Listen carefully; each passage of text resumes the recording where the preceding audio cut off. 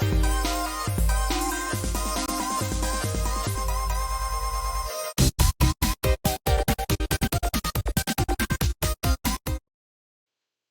everybody, and welcome to our early comics review video. I'm Andy. I'm Matt. We're here with Infinity Flux Comics out of Chattanooga, Tennessee. This is our bigger show where we show you some of the biggest and best books that are coming out this week to your local comic book store, or if you shopped with us at infinityflux.net, these books are on their way to you. But it's okay if you missed out because these are now live on our website, infinityflux.net. So as you hear us talk about them, you can head over there and clickety-click and get them yourself.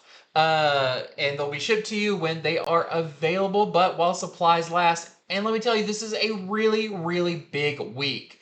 I feel like all the heavy hitters started swinging at the same time. Yeah, we got a lot this week for sure. So I am very excited to get into it. You can see a couple of them right here, right at the top. Yeah. So, gonna start off with a pretty ultimate one. This is the ultimate pick. No, yeah, this is Ultimates #1. We've been waiting for this one for a while. This is Marvel's new entry into the new Ultimate Universe, and it's a pretty big one. So this is written by Dennis Camp, and the art is by Juan Frigeri, who just came off of Iron Man, which I really liked. So the next ongoing in the new Ultimate Universe series, in the new Ultimate Universe line of books. The first few pages of this, I think, do a great job recapping everything that has happened up until now, you know, with the Maker and them being in the dome and just all that kind of stuff. And it also does a great job laying out the timeline for everything too, right? There's, you know, because there's been little bits of time travel here and there, and we know that the Maker, that dome is going to open in 2 years.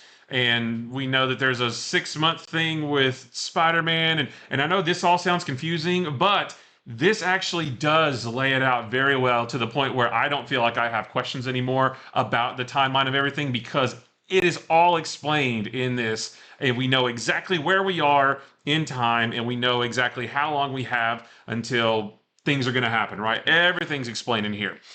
So we also see some cool things like Tony and Doom working on those little orbs that we saw in Ultimate Spider-Man #1.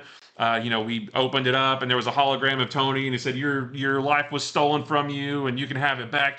Well, we see them working on a bunch of those for a bunch of different heroes. And we've seen some hints at those popping up other places, like with Shocker in Ultimate Spider-Man. There was like, oh, that's a little weird how this worked out. But I feel like this makes that make way more sense. Absolutely, yeah. So all of that makes sense too in this. And I don't want to spoil too much, but we see what they do with them. We'll say that. I will say this is the first appearance of the Earth 6160 version of Hank Pym and Janet Van Dyne. They are exterminators, basically.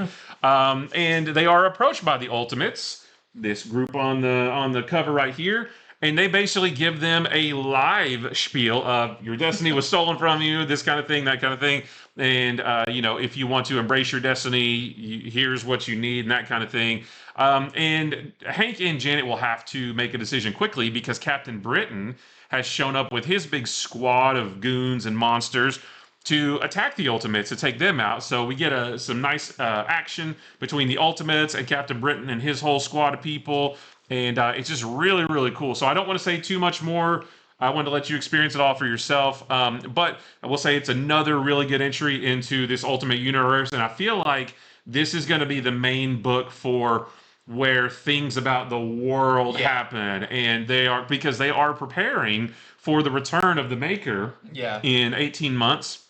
When that dome opens, they're trying to get ready for that, which is why they're trying to get all these heroes in the first place. So I feel like the stuff with the world at large is going to be mostly in here, and Spider-Man's dealing with a lot of it too. Maybe not so much Black Panther and X-Men, but I liked it. I thought it was really, really good. The other books, they're trying to figure out what's going on with this world. This team knows what's going on and are proactively trying to set the pieces right. Yeah, that's what's great. Like the Ultimates know everything about what happened, what should have happened, and they're trying to fix it all. And that's what's really, really cool. So yeah, just if you like the Ultimate line, do not miss this because I thought this was really good. So we have our A cover right here, and we've got a whole bunch of cool variants. We have our Brian Hitch variant, kind of a nice homage to the original Ultimates. We have our really cool Ryan Stegman variant. I'm getting that one. Yeah, me too. We've got the In-Hyuk Lee variant with that's your they don't call them Giant Man and Wasp in this, but No. they are in this. Your John Tyler Christopher variant. I pre-ordered the Ryan Stegman variant, but I may have to grab this foil variant too because holy cow! I'm trying to see you can see it about right there. It's spot foil, making Iron Lad look really cool. And then we have this 1 in 25 Sharp variant that we're selling for $19.99. What I do think is interesting is this comes before the Free Comic Book Day story because of certain characters that are in that that are already established and other characters not appearing in this. So I'll be interested to see where that falls along this timeline. Yeah. When a certain fiery character shows up from that's right. from the Free Comic Book Day. Yeah. Okay, next up I've got the other. You got hit with a right. No, let's get hit with a left. It's Scarlett #1. This is our first of kind of our wave 2 of new Energon G.I. Joe related books. We had Duke and Cobra. Now we have Scarlett, and soon we'll be getting Destro. But let's talk about Scarlett #1. So this is by Kelly Thompson, and the art is by Marco Ferrari. And this is super cool. So I feel like we started all our stuff being like, this is great. But let me tell you why this is great. I mean, it is, and I don't want to hide it if it's something I love. I want to tell you. Oh, I do really like that a lot of these are going from, like we saw with Duke, their time pre-G.I. Joe, and kind of what makes these the people who need to be part of G.I. Joe. Yeah. And it's because I feel like they're all a little reckless. So in this, we meet Shauna O'Hara, who later gets the name Scarlett, but she is working for the government. You can tell she's a very special agent, and she is going on a mission to uncover some human trafficking buyers. Now she's just on a reconnaissance mission. She wants to get faces and names of the people, so she's going to this party. She's in a fancy dress, all of that. Only to discover this actually is not just the buyers hanging out. This is the actual auction, and she can't just stand by, even though in her ear the guy's saying, "Don't get involved. You're just scoping the place out." Of course, she is not going to be able to just stand by and let this stuff happen. So you get a bunch of action as you've got Scarlett breaking the rules. And she's a loose cannon. She is a loose cannon, taking matters in her own hands in the best way. But of course, this kind of gets her in trouble. And you'll see what happens with that when you read it. But also, at this party, she recognizes someone there. It's someone that she was very close to, but kind of went missing in action and hadn't reported in. But this person keeps giving her signals to, stay back. And is this person good? Are they bad? Well, that is where Scarlett's next mission is going to be going. And it's going to be going to some familiar faces, which I'm very excited about. What I described is basically only half of the book. The second half, there's a reason why there's snow and everything on here. There's some, reintroductions of classic G.I. Joe characters in here. There's a great final page reveal. Yeah. So you don't want to miss out on this if you've enjoyed the Energon Universe books. If you've enjoyed Duke and Cobra Commander, this just sinks right into those. Yeah, we want to make sure to make you aware that this is the first appearance of a couple of other classic G.I. Joe characters that we have not yet seen in the Energon universe. So they're starting to come together more and more. It's gonna be awesome. Especially you'll see certain symbols on the cover and everything of characters that you may be familiar with. So just a great issue. I don't want to spoil anything because that is kind of the most fun part about the Energon Universe stuff. It's full of surprises constantly. And I can't wait to see just all these characters come together. This version of Duke meet this version of Scarlett. Yeah. I can't wait for the final culmination of all this. But for right now, I'm loving these single character stories. I'm excited for that too, but I am having a blast on the journey there. Learning all these characters. Yeah, if they wanted to do this for Shipwreck and Tunnel Rat and all these characters, sure, I am on board. Give me a full miniseries. But that is our A cover right there. We've got some really great variants. So we've got a Joel Jones variant. We've got a blank sketch variant. We've got our Howard variant. This is the connecting variant. And there's also the black and white version of that as well. Then we have a 1 in 10 Melkinov variant that we're selling for $6.99. We've got a 1 in 25 Epting variant that we're selling for $14.99, like kind of classic box art. And then we have a 1 in 50 Romero variant we're selling for $34.99. Give me a bazooka miniseries. That'd be great. Yeah. To show why he always wears the so jersey. Just Sergeant Slaughter. Give me the fridge. I was about to say the fridge. We need a sports related. Yeah, that'd be awesome. Miniseries. All right, so next for me is Falling in Love on the Road to Hell, number 1. My favorite John Denver song. That's right. I love, yeah, that's a great title. This is a new book from Image. It's written by Jerry Duggan. The art is by Gary Brown. Now, this is set in 1877, and this is basically a setup issue that introduces us to our 2 main characters that we're going to be with throughout the series. The first is an outlaw named McRafe. He's right here. He's kind of a, what is that? Like I said, he's an outlaw. He's sort of a bandit, kind of a cowboy. And we see him, we're first introduced to him in the middle of him hunting down 5 men who have taken refuge in a church in Los Angeles. They think that he wouldn't dare come in there after them. And they're wrong, because he does. Now, we don't really know why he is hunting them down. It doesn't really matter to the larger story. It's just an introduction to the kind of character he is. We just know that they wronged him somehow. But he doesn't come out of the encounter with them unscathed. He takes a bullet as well. And then it cuts to our other character. She is in Japan, and her name is Ogata Asame. Like I said, she's in Japan on the island of Kyushu. And, like I said, McRae's over here in LA. She's over here in Japan. They're on opposite sides of the Pacific Ocean.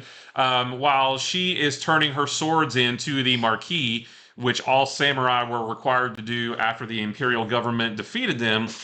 She just couldn't stand the injustice that she was witnessing from all the other people, all the other samurai there. So she killed the Marquis, which is kind of like the sheriff, basically. Yeah. And it basically restarted the samurai uprising between the samurai and the imperial government.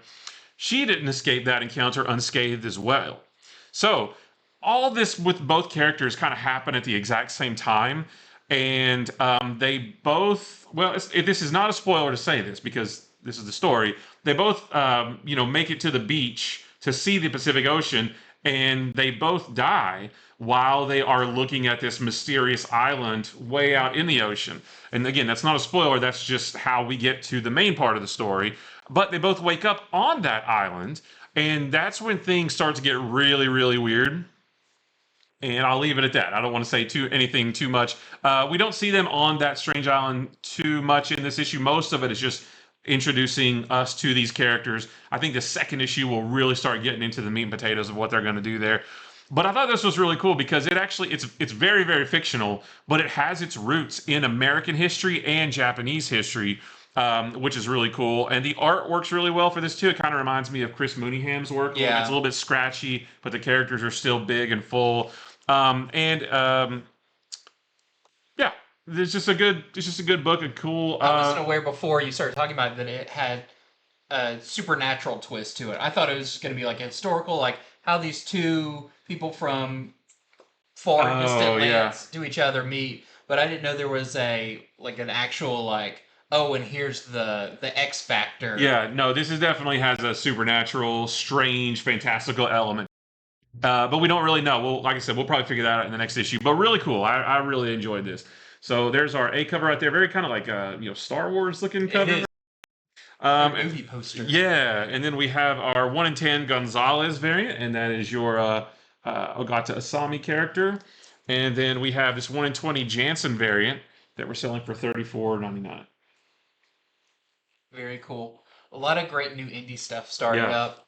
Okay, next up for me is something that's winding down. This is Uncanny X-Men number 700 or X-Men 35, legacy number 700 or regular number 35, but they make a big deal about that 700. So this is your final swan song of the Krakoan age of the X-Men. Yeah, like X-Men, but because we're getting the new series starting up soon, but this really is, the closing of a huge chapter. The finale of the finale. Krakoa is done officially in this book. Yes. So this is by all of the creators that have been working on the series so far. Speaking of, we have Jerry Duggan, Kieran Gillen, Al Ewing, Joshua Cassara, Phil Noto, Lucas Wernick. We've got Walter Simonson in here, Mark Brooks, Chris Claremont, Gail Simone, Jed McKay. You just have so big names in comics working on this one. And it's because this is a big book. So this is a, let's see, I think it's a $9.99 size book. But that's what it needs to be to wrap up this huge story. So it's going to be hard to talk about this without completely spoiling the kind of stuff that happens in here, because it's a lot of plot threads been going for years, finally wrapping up. So the things I'll mention is we know from the last issue of Rise of the Powers of 10, or whichever is the last one, that Xavier has been taken in by kind of the government because he's, admitted to doing the things that he did. He's basically a bad guy at this point. He's basically a bad guy at this time. But we also saw that Wolverine is not too happy with him, and Wolverine is going to try and take Xavier out before he even reaches where he's going. But also Magneto wants to have a word with him. So you've got a lot of parts that are like, there has to be a lot of this character meeting with this character to finally kind of explain everything that's been going on. So we have that. We also have, we get closure to a lot of stories, especially Krakoa as an island.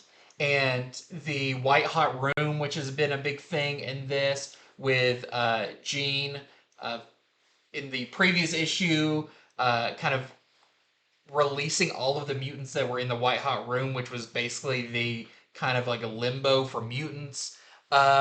We also see what becomes, why we're getting that new Heir of Apocalypse book, which is really interesting because villains are villains, and Apocalypse is not too happy with the stuff that's been going on here. We see the setup of the new era of mutants. This is kind of a lead into all of the books we're going to be getting, and it's really interesting that we see, in a very unique way, Cyclops and his team forming and finding their new base. We see Rogue and Gambit and where they are. Basically, all the books we know are coming up, we get a little blurb from each of those. We also get a bonus story in here about Mystique, Destiny, Nightcrawler, and Rogue by Chris Claremont and Salvador LaRocca.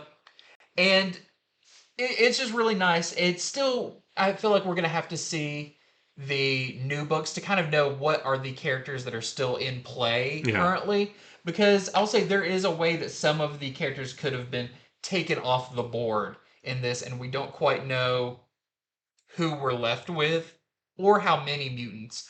But I'm very excited to see where this is going. And if you've been reading it for years, you'll definitely want to pick this up because it wraps it all up. I wouldn't necessarily say this is a great jumping on point considering it's at the end.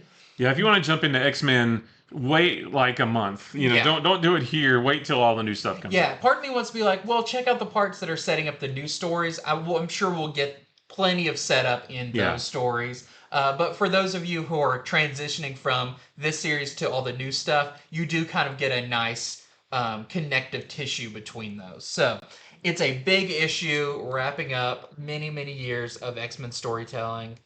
So there's our A cover. It is a wraparound cover. We also have a bunch of other covers, because of course we do. So first up, we've got the Scotty Young Big Marvels variant with Cyclops.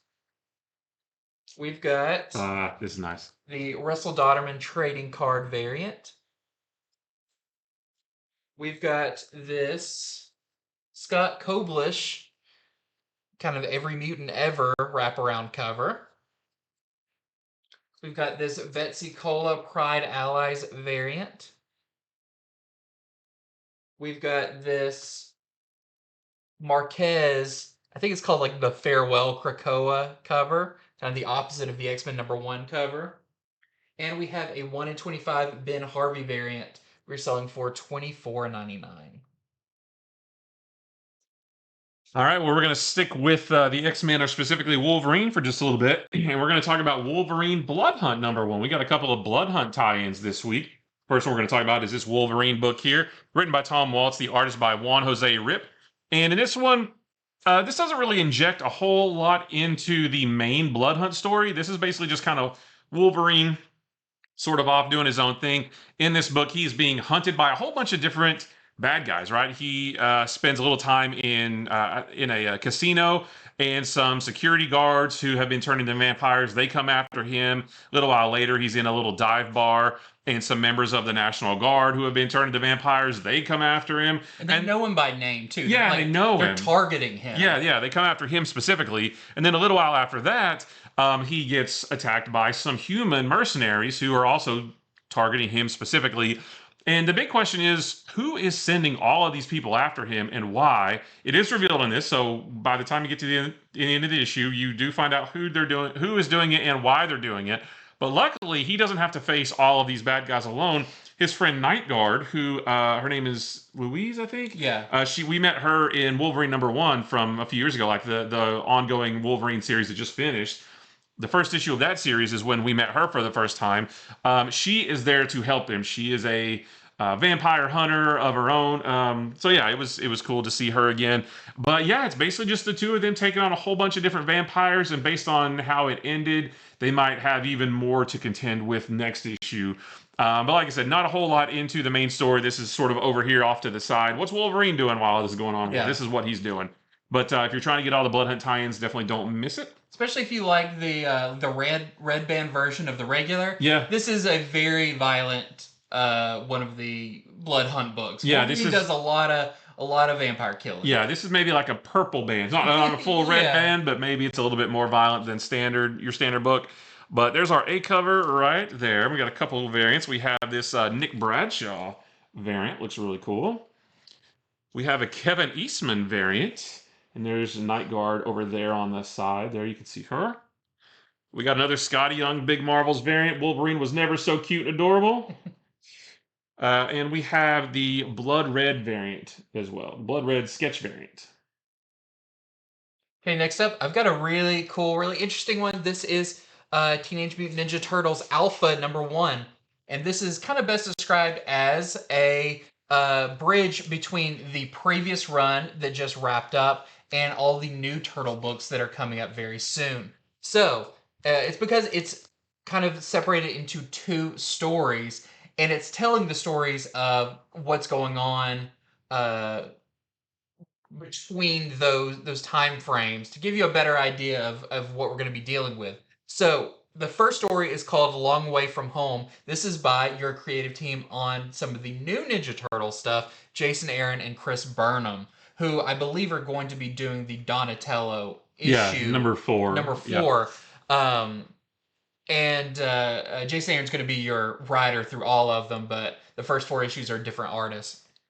This first story takes place in the Deep South, in a place that's kind of looks like your Tiger King Reserve type thing. Yeah. And a businessman is going there who's a little nervous because it turns out this is a place you can go and hunt mutants. And this guy's kind of like, oh, my coworkers didn't think I would do it, that I didn't have the guts, but I'm going to show them. And he gets taken to a room and shown a bunch of mutants and says, like, which one do you want to go up against? And there's one that keeps volunteering to go out, and it's a certain turtle. Yeah. That, how did he get here? We don't know. But apparently he's been here a while, and even the memory of his own name is slipping from him. But you can't hide the heroism in the turtle, and he goes out and tries to make things right for some of the other mutants that are in cages there. It's a really cool story. It's kind of dark. Yeah, it's pretty dark. Yeah. It's pretty dark, but you still get some good action, and just some of, like, especially by the end, you're like the goodness of the turtle in question here is just great. So that one is really fun and definitely gives you kind of a hint of what the new Turtle stuff's going to be. The second story in here is called Monster Island. It's by Tom Waltz and Gavin Smith, who've worked on the previous Ninja Turtles stories, and this follows some of the other mutants that we've kind of learned along the way from the previous series. So you've got characters like Old Hob and Jenica and Herman, which is one of my favorite characters. Is he the crab? The hermit crab. Yeah, it's yeah, got like a bunch of artillery is his back. And in this one, we just kind of see like what are each of them up to, and especially with Old Hob investigating a scientist that was doing experiments with some of the mutagen and what goes on there. And this is setting up. I don't know if we knew about this new mini series or series. I think it was announced. Yeah, but this gives us kind of maybe a better idea of what it's going to be. But there is in September a new book coming out called TMNT Mutant Nation, and we kind of get a better idea of what that's going to be. Plus, a great checklist at the end of what issues come out what month and all that, which is always just really nice to see, so you can kind of plan ahead for that. It makes me think it's like that book sounds like a darker 2024 version of the Mighty Mutanimals from the 90s, which I used to love. Especially when you see the characters that show up at the end of that story. Right, yeah. Some of my favorite ones are there, so really, really cool. So I would say if you're planning on reading the new Ninja Turtle series, or if you are thinking about it, try picking this one up and see how you feel about it, because I feel like it's going to be a good indicator of what to expect. Maybe a little darker than what to expect, but still maybe the art and the tone and all of that. So there is our A cover. We've got a couple of variants. So this is the Gavin Smith variant. And we have a Escorza variant. Plus, we've got the 1 in 10 Gonzo variant. We're selling for $9.99. And we have this really cool 1 in 25 Rice variant. We're selling for $24.99. That one's cool. Very, very cool. Two sides of Donatello. Yep. All right, so next up, I've got My Adventures with Superman #1. The second season just started, and I have not watched it yet, but I need to because I love the series. So this comic, it takes place in the same continuity as the animated series. This actually takes place a little bit after the end of the season 1, and it takes place during Christmas time, which is a little bit weird to read in June. I should mention it's written by Josie Campbell. The art is by Pablo Collar. And in this one, Clark is spending his first Christmas in Metropolis. He can't go home because his parents are doing a lot of renovations to their home. So he's in Metropolis at Christmas for the first time ever, and Lois and Jimmy are there, and they are making all of these plans to make his first Christmas in Metropolis a really, really special one. They have a board with all kinds of stuff. We're going to do this, this, this, and this, and they have backup plans in case those plans fall through. So they're really trying hard. But all those plans get interrupted when something starts causing chaos through the city, and Superman and Jimmy and Lois actually go down into the sewers to try to investigate. And they do run into this creature, or whatever it is. But when Superman first encounters it, he thinks that it's Parasite, and he's talking to it as if it's Parasite. He's like, hey, man, we can get you help. We've already been through this. Don't worry about it. Because it does exhibit abilities similar to Parasite, but maybe it's not. And the military is also there tracking it, and they seem to know a lot more about this thing than they're letting on, and Superman and Lois and Jimmy are presumably going to have to try to figure out what is going on throughout the course of the series. So just a nice companion piece to the animated series if you enjoy it, which I think it's great. If you want a little bit more to go along with the actual show, then definitely pick up this comic. It's going to be a mini series. I'm just not sure how many issues it's going to run. We have our A cover right here, and we got a couple nice variants. This is from Gavin Guidry and Rico Renzi. That was really cool with Superman and Lois. And then we have this really cool design variant by I think this is from Pablo Collar, your interior artist, I believe. It doesn't have the name on it. It just says it's a design variant. But yeah, very cool. So is that what the interior art looks like? Is like the show? Yes. Yeah, it looks very, very close to the show. That's cool. Well, next up for me, I have one that I've been very excited about. This is Cult of the Lamb #1 by Alex Packnadell and Troy Little. And I'm a big fan of this game. So this is based off of the hit indie game Cult of the Lamb that came out a few years ago. It combines everything cute and kind of creepy, as you can tell by the name. So we are introduced to the main character, Lamb, and they are about to be executed, beheaded, because they are considered a heretic by the bishops of the Old Faith. And it's a very kind of dark beginning with a very cute little lamb. But after the lamb's kappa gets detated from their head,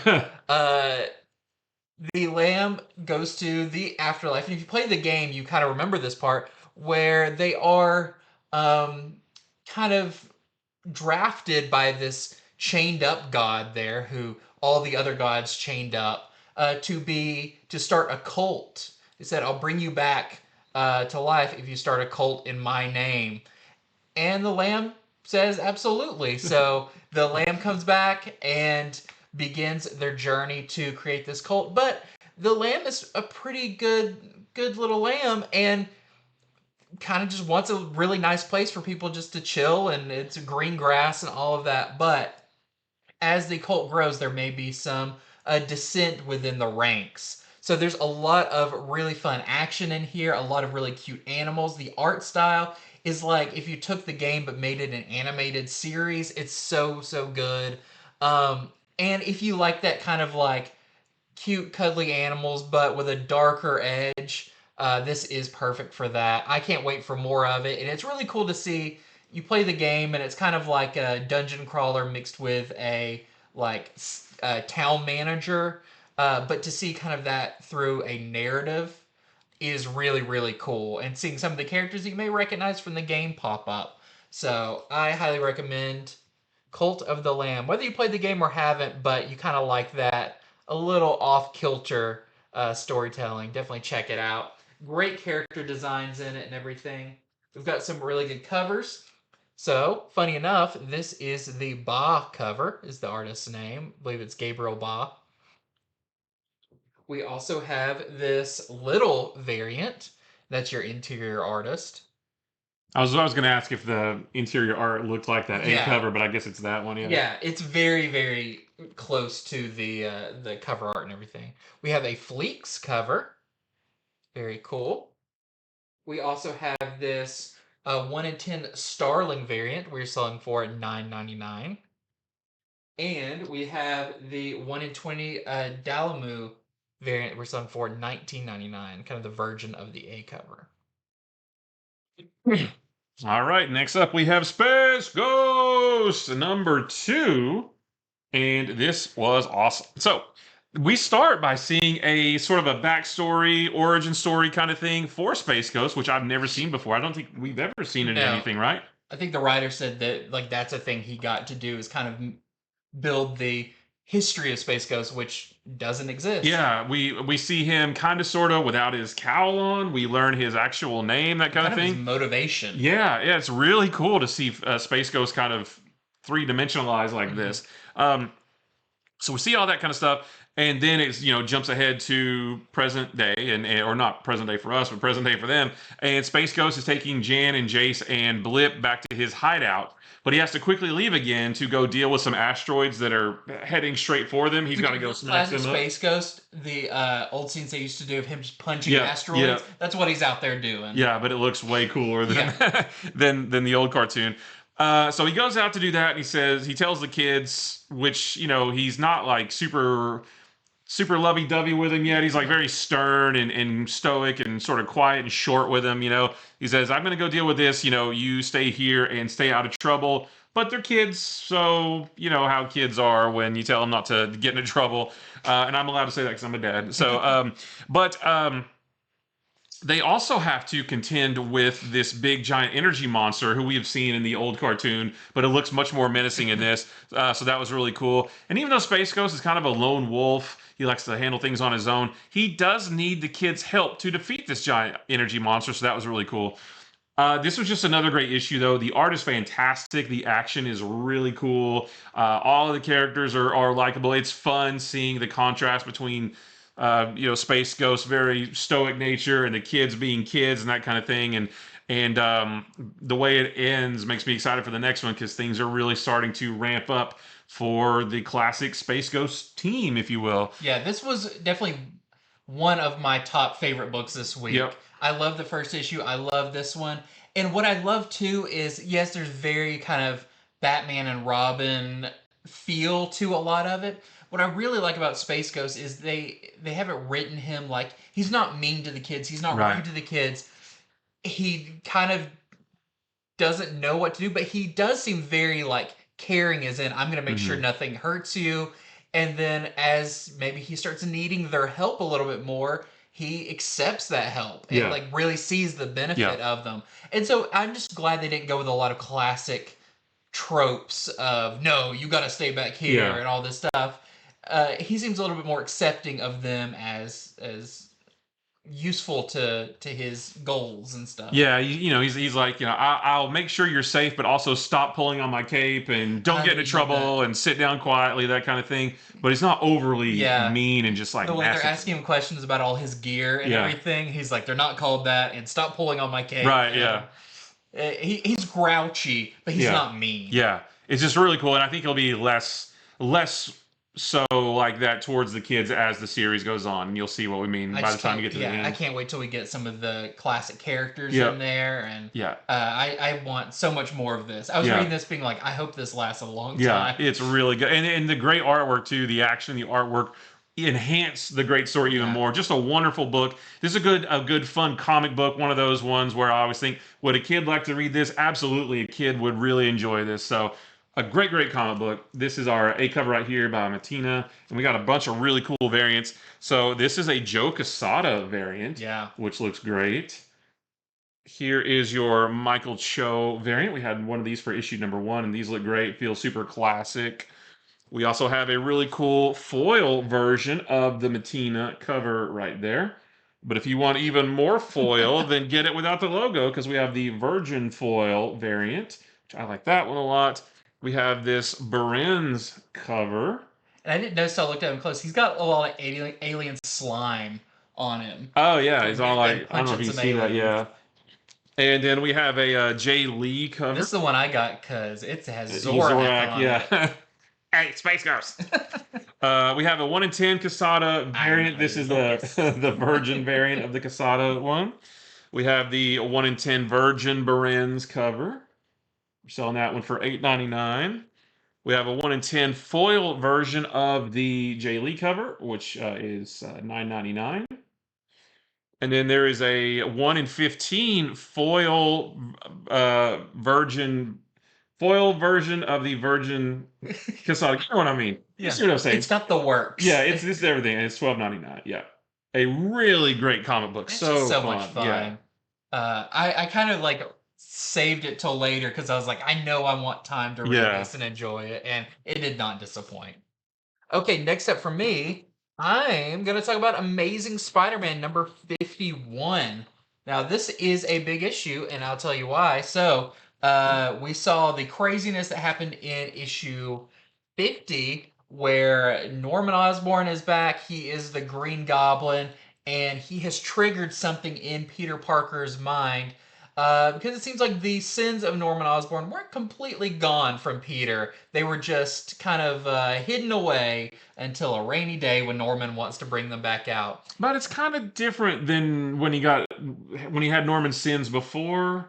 It's just a little bit different, because I was thinking, that we've seen this before, but it's a little different this time around. It's a little different. I had some questions, because reading the recap in the beginning, it said, like, he said the code words, and it released that and everything, and I was like, yeah, but it does seem like it's different. Yeah. This is definitely more goblin-y than he was before, because this is our first appearance of the Spider Goblin. No denying it, it is a big 2-page spread of the Spider Goblin, because Norman has sent Spider Goblin up against the Sinister Six, and seems pretty deadly to them. So he's got all of Peter's knowledge about the Sinister Six, but Oh, none yeah. of his restraint. Right. And kind of some of the tech he has is really, especially how he takes care of Electro and Sandman, Yeah. was pretty pretty brutal for Well, Spider and Doc Ock too. Doc Yeah. Ock, and just the stuff that he has planned. It's gonna be really interesting to see how this pans out. But we do know that there might be someone, maybe a former friend turned foe, back to friend again, who may be there to knock some sense into Peter. We'll have to find out in the future issues. But yep, first appearance of Spider Goblin. There's no denying it's the first appearance because he is all through this book. The art by Ed McGuinness and Todd Knock in this Yeah. is great. Ed McGuinness kind of tackles the more Spider-Man parts. Todd Knock does more of the Oscorp lab, the stuff with the walking brain, all of that kind of stuff. So really fun issue, a lot of action in Spider-Man 51. We've also got the variants for it. So we've got our Tony Harris variant.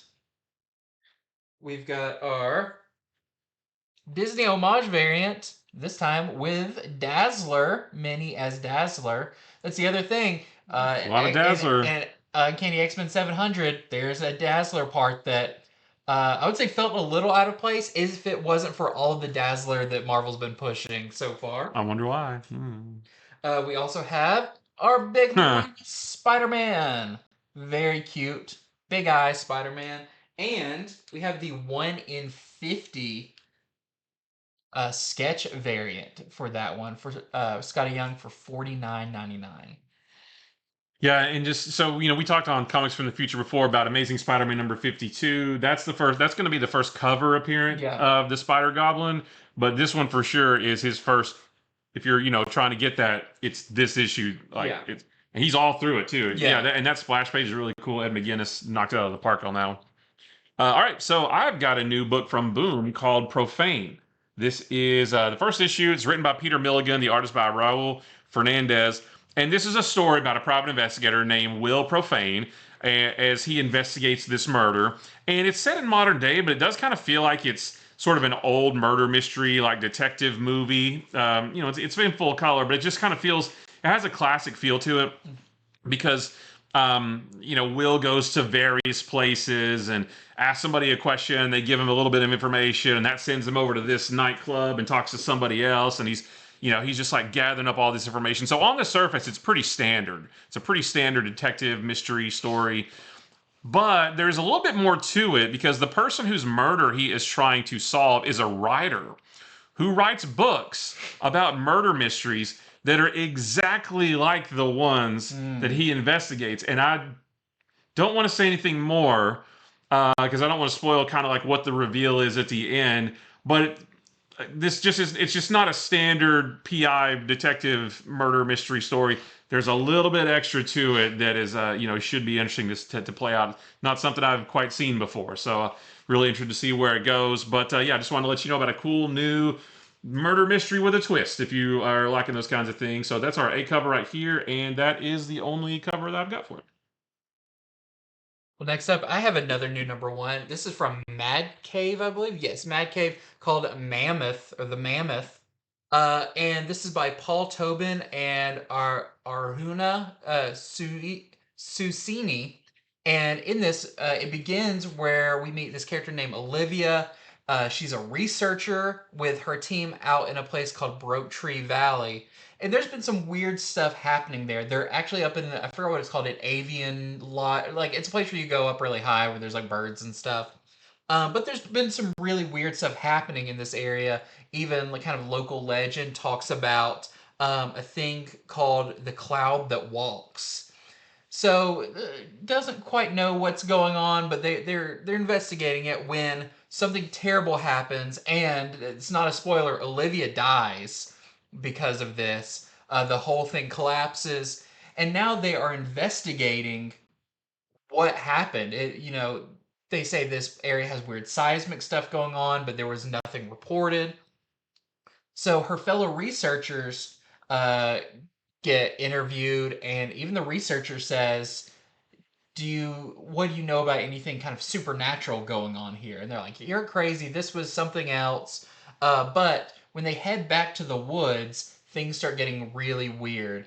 And maybe all the people who've been lost in those woods are still there. Hmm. So a really cool mystery. I was expecting more of a, maybe not a monster thing, but something, but kind of feels like it's going more into like ghost territory. Okay. So definitely kind of a pseudo horror, kind of horror supernatural mystery going on here. Sounds like a good one for October. I've been making a mental list of like books I want to read in Yeah. October. I love reading spooky books around Halloween, so this might be one for that. Yeah, art's really good in this. Just a really interesting concept that I've never read anything like this before. So, and we've got our A cover here, and we also have our Bong variant. All right, so next I've got DC Pride, a celebration of Rachel Pollack. So we had our DC Pride, our main book last week that had a whole bunch of different anthology stories. This one only collects a couple of different issues written by Rachel Pollack. Now, she actually passed away last year. But they wanted to highlight this. So Rachel Pollack. So it's some interesting history. Rachel Pollack was actually a trans woman. She was a writer for DC Comics. She took over the Doom Patrol after Grant Morrison. So those are some pretty big shoes to fill, Yeah. right? And there's a foreword in here about when she did that, and it said that a lot of people would have been nervous, and she was like, "Sure, I'll do it." Like she didn't even hesitate or anything. So this issue reprints Doom Patrol number 70 from 1993. And that's the issue in which the hero Coagula was introduced. She was DC's first trans superhero, and she tried to join the Justice League and didn't make it. She said, "I think they like my powers, but they couldn't handle me." But she does run into the Doom Patrol and joins their ranks. And that issue was also the first appearance of a villain named Codpiece, who was hilarious. I don't know if you've seen the Doom Patrol TV show. A version of him was in that. You can see him. You can see him here. Maybe see what his shtick is. I don't know if it's well, it's hidden by Robot Man. But yeah, it's an interesting character. He's really funny. So that issue was, like I said, DC's first trans superhero way back in 1993. So this collects that. It also reprints Rachel Pollack's book, the Vertigo Visions book, The Geek, by Rachel Pollack and Mike Allred, who did the artwork. So that was really cool too. And it also contains an original short story about Coagula, who is this on the cover. That's her identity, Kate. Shoot, I can't remember her last name, but that's her like civilian identity. But it features her and a little bit of Robot Man in there. It's by Joe Corallo and Rye Hickman. So just a celebration of some of her bigger stories. Although she did way more than that. I think she started on Doom Patrol in like issue number 65 or 66, but this one, collects number 70. So she has a good body of work, but this collects some of her biggest stuff that she did. So yeah, if you are interested in those stories, then pick this up. And this is the only cover. Love some good stuff with Mike Allred in it too. Yeah. That's really cool. Okay, next up I've got The Boy Wonder number 2. So this is the second issue of the written and drawn and everything by Junie Ba story about focusing mostly on Damian Wayne, telling a story. He's tied up with a bag over his head to, and he's of course not worried about this, to a kind of just regular criminal. And the regular criminal's waiting on something, and in this one, the criminal's like, "Can you continue that story you're telling me?" Because Damien's telling the story about this king and his princes, which represent Batman and the Robins, and kind of Damien's relationship with each of them. The first issue was about Dick Grayson and a little bit of Barbara Gordon. This one is spotlighting on Red Hood, Jason Todd, and kind of seeing what are the similarities between Damien and Jason, because in his story, which you can tell is like actually happened to Damien, there's been a monster that's been going around the city, and Damien's kind of going to each of the Robins for help. And when he gets to Red Hood even brings up the time that Robin, like on his first outing with Batman, took a guy's head off. Mm. And he's kind of like, don't preach at me about not using weapons or whatever when you did this. But also kind of showing Damien the pathway of like, hey, if you continue down this road, Red Hood's life is not great, and you could end up like him. But also kind of the brotherhood they share because of their past. So it's really cool to see that. Plus, they do come face to face with the big villain of this, who I believe is a new character called Rock, R-O-K. Oh, okay. And you'll have to see a little bit more about him in here. But I thought this was great. I really like the art in it. It might not be for everybody, but it does. I feel like it has a very like Samurai Jack type, very flat 2D style, but still really really cool. And just great kind of condensing of all of the Robins to what's at their core, kind of what makes them different from each other. So I would say if you've never like, you haven't read a lot of the different Robins and everything, this would give you a great kind of step by step of here's each of them, here's what their time with Batman was like, and then here's their time after Batman and what that was like. So I think this was super super cool. The next one's gonna be about Tim Drake as Red Robin, but that is your A cover. And then we have this really nice variant, this Chris Samney variant with Damien and Red Hood. Well, next I've got Get Fury, number 2. This is a Marvel Max title.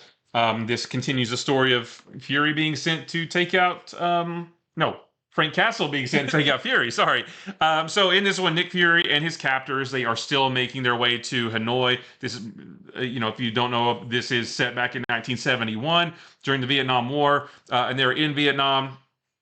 Nick Fury has been captured, and the government sends in Nick Fury to take him out because Fury has so many government secrets in his head. So Fury and his captors, like I said, they're making their way to Hanoi. Frank Castle makes his way to intercept them. Doesn't happen yet, but he is on his way to get to where he needs to be in order to complete his mission. However, what we learn in this book is that maybe Frank Castle's superiors want him to take out Fury because... not because of like they don't want government. Well, maybe it's not necessarily because they don't want government secrets to fall into the hands of the enemy. Maybe they don't want some of the secrets he knows to fall into the hands of somebody that could take them down. Maybe he knows some dirt, and they maybe see this as an opportunity to take him out because he knows that dirt.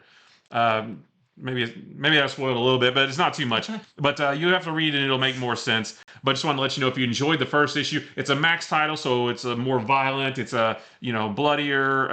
There's some gore, stuff like that. But yeah, so don't let kids read it. But another great issue. If you like the first one, you're gonna like this one. Next up for me, I've got our other Blood Hunt tie-in. This is Blood Hunters number 2. So like the first one, it's kind of an anthology where it's got 2 stories in the beginning that are standalone, and then the third is continuing from the first issue. In this one, we've got our first story by Kari Andrews and Alex Lenz, and that is about Bruce Banner, which is a very, in with the tone of the current Hulk series, right. Kind of a pseudo-horror. Yep. Even though there is vampires, there's kind of other horrible elements to this. Where you get some Hulk versus vampire stuff, which is pretty cool. Then the second story by Ann Nocenti and David Baldion is Kate Bishop going up against the vampires and some maybe not so trustworthy people she has to team up with. And the third one is by Erica Schultz and Bernard Chang, and this is the ongoing story where Elsa Bloodstone and Dagger meet up. And in this one, we see a little bit about what Elsa Bloodstone was doing before all the vampire stuff happened. But also, they run into White Widow and what happens there and who's a vampire. You'll have to read to find out. But just another continuation of like, here's some other characters that are involved over to the sides of Blood Hunt. So if you like some of those characters, I'd say pick it up. And we also have the variant. This is the Declan Shalvey variant. And last for me is Batman number 148. This is the finale of the Dark Prison storyline, the finale of the big, Batman versus failsafe thing that has been going on for a while. This is where it all wraps up right here. Yeah, the final showdown between Batman and Failsafe is all I wrote down. The rest of the Bat family is in it too, but I can't say anything more because it's the end. It's the finale, and to say anything would spoil it. Number 149 is an epilogue to this. And then 150 is where Batman, this Batman title starts to tie into Absolute Power.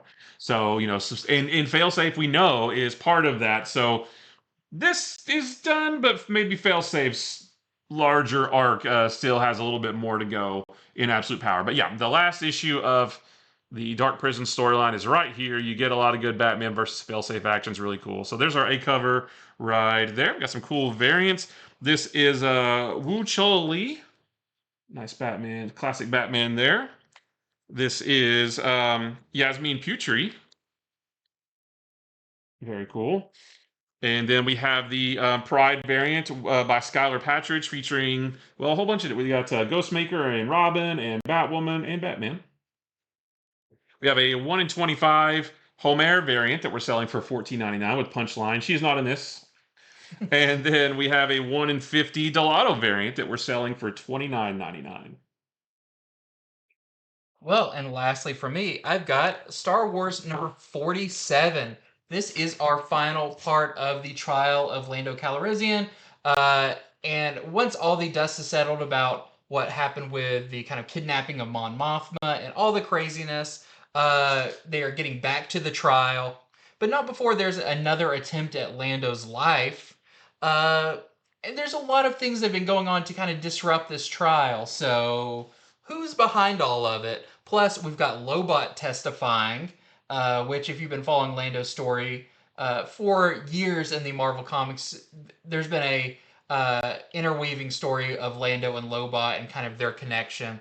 And Lando gets his final say in this trial. Now, we know how he ends up in Return of the Jedi, or that he ends up in Return of the Jedi, but how does this factor into that? You'll have to read to find out, but there is some cool connection between this story and that. And yeah, so we've got that one, our A cover, the final part. We've got our Pride Month variant. We've got our Sprouse Phantom Menace homage. I guess not homage, just kind of a snapshot. And then we have a 1 in 25 Pagulayan variant that we're selling for $24.99. That is it for our big show of so many books coming out this week. Hopefully you learned a little bit more about what to expect, or if you head over to the website, infinityflux.net, you know which books you want to pick up, order, whether you shop local and you can come and pick them up, or we ship them to you. Either way is great. And yeah, we've got so much more fun stuff cooking over here on our YouTube page. Just stay tuned because stuff is coming up very, very soon. Like, subscribe, all that good stuff. And stay tuned for our video coming up on Wednesday where we'll be going over the books that you could pre-order by the weekend, give you a little taste of all that fun stuff. But until next time, See ya. ya.